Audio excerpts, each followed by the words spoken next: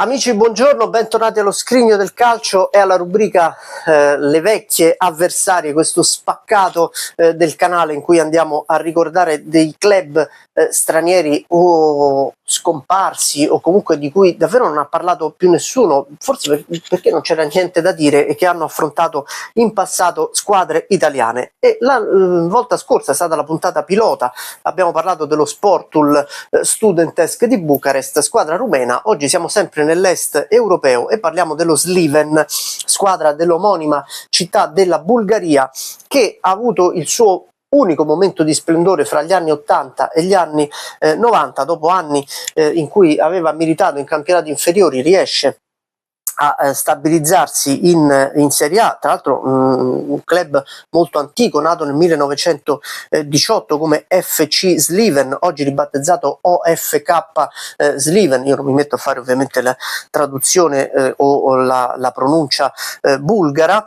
Vince la Coppa Nazionale nel 1990, il che consente allo Sliven di disputare la Coppa delle Coppe nel 90-91. Nel primo turno affronta la Juventus di Maifredi e esce con le ossa abbastanza rotte, perdendo 2-0 in casa nel piccolo stadio di Sliven e perdendo 6-1 allo stadio delle Alpi di Torino. Vi faccio vedere anche dal Guerin Sportivo che ho trovato proprio Sliven Juventus 0-2. Qui ci sono varie immagini anche addirittura dello Schillaci Caffè, in cui l'inviato del Guerin Sportivo aveva preso un caffè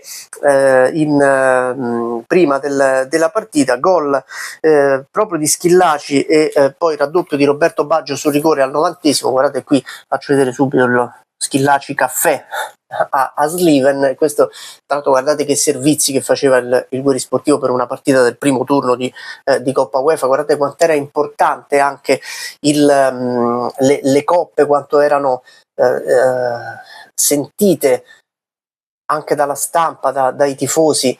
E questa è la partita appunto tra Sliven e Juventus. Qui ci sono i due gol, il rigore di Roberto Baggio e il gol di Totò Schillaci. La Juventus vince 2-0 in Bulgaria e trionfa 6-1 al delle Alpi.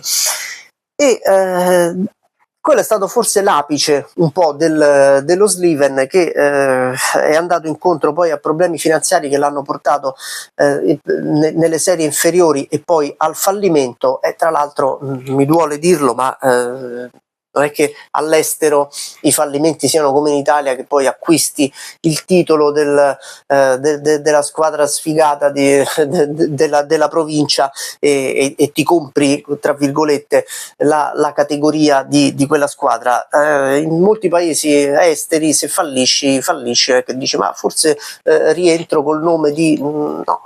Come ti chiami, Sliven? Sei fallito? Ricreati un nuovo club e riparti al massimo da dove c'è un posto libero nelle categorie inferiori. E tra l'altro è rinato nel 2000 grazie a Jordan Lechkov, che qualcuno ricorderà, spero che tanti di voi, che chi almeno alla mia età più grande, ricorderà come grande protagonista della grande Bulgaria di USA 94, centravanti un po' pelato, il numero 9, che dimostrava 65 anni nel 94, ce n'aveva una trentina, che l'ha riportata a livelli decenti. Oggi si trova in terza divisione, diciamo la Serie C bulgara, e dello Sliven onestamente almeno noi italiani ricordiamo esclusivamente quell'incontro con la Juventus nella Coppa delle Coppe 90-91.